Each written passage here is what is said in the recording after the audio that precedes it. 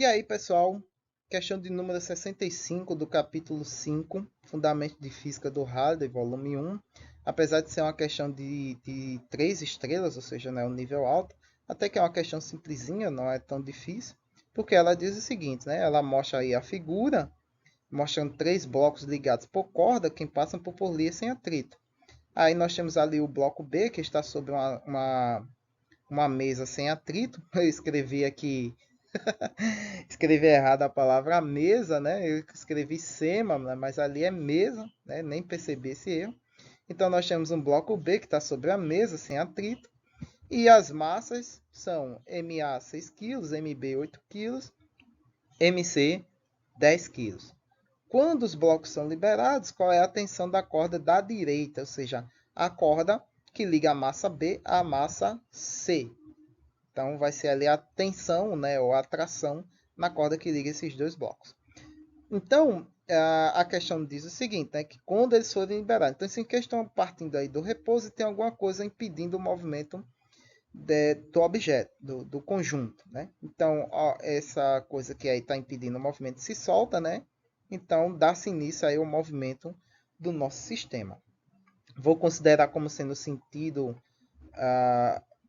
positivo o sentido em direção à caixa MC, porque como ela é a mais pesada, eu presumo que o movimento seja nessa direção. Então todos os vetores que estiverem no sentido contrário vai ter o valor negativo. Possa ser que o movimento não seja nesse sentido e aí no final vai dar um valor negativo, mas aí você interpreta, né? Ou seja, a interpretação é de que você escolheu aí um referencial em que é contrário ao movimento do sistema, né? Como aconteceu em algumas questões aí anteriores que eu fiz, ou foi uma só, não sei. Então vamos lá. Nós queremos a força de tração, né? Então, como se chama parte do repouso e vai ter uma aceleração, a gente tem que primeiro saber qual é a aceleração resultante desse conjunto. Então, fazendo a análise vetorial de cada corpo, nós temos ali a tração 1, eu vou chamar ali a tração na corda entre as massas A e B de tração 1. Nós temos no sentido oposto o peso da massa A. No bloco B, a tração 1 de novo. E por outro lado, a tração 2. No eixo Y, nós vamos ter a força normal e a força peso. Porém, como não há movimento nesse eixo, ele não nos interessa, pois ele não vai ser relevante ou crucial para que a gente resolva esse problema, a não ser no próximo capítulo, né, que a gente vai falar de atrito, de a força numa mola, né, que são forças dissipativas, e aí a gente vai ter uma análise mais aprofundada em todos os eixos do objeto.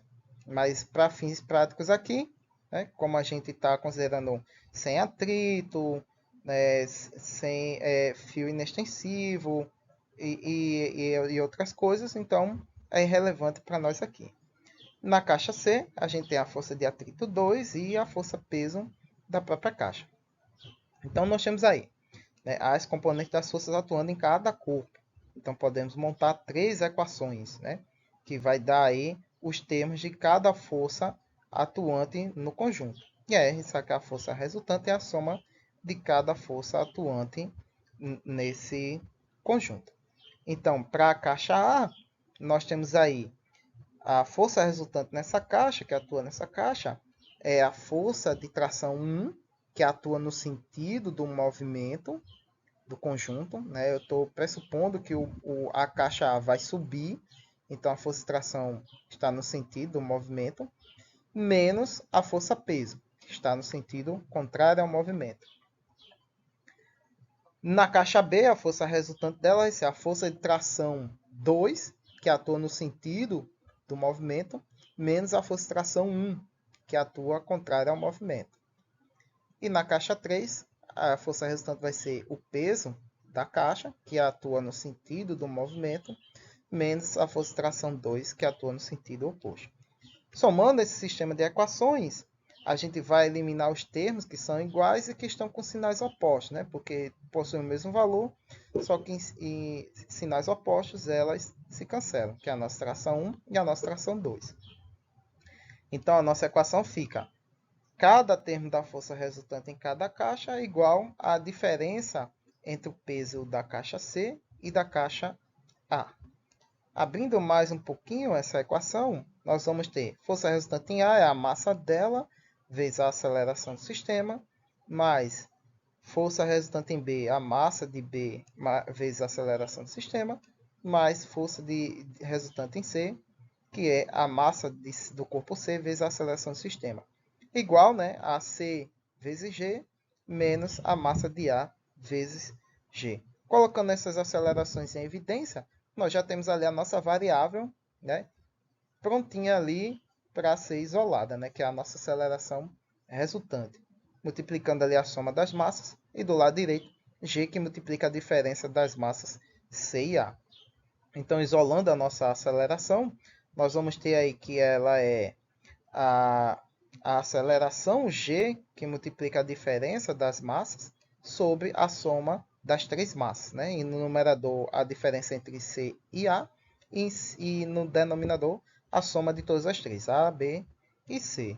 Então, substituir os valores, né? G, nós estamos na Terra, então G é 9,8 metros por segundo ao quadrado. Dentro dos parênteses, a massa de C, que é 10, menos a massa de A, que é 6.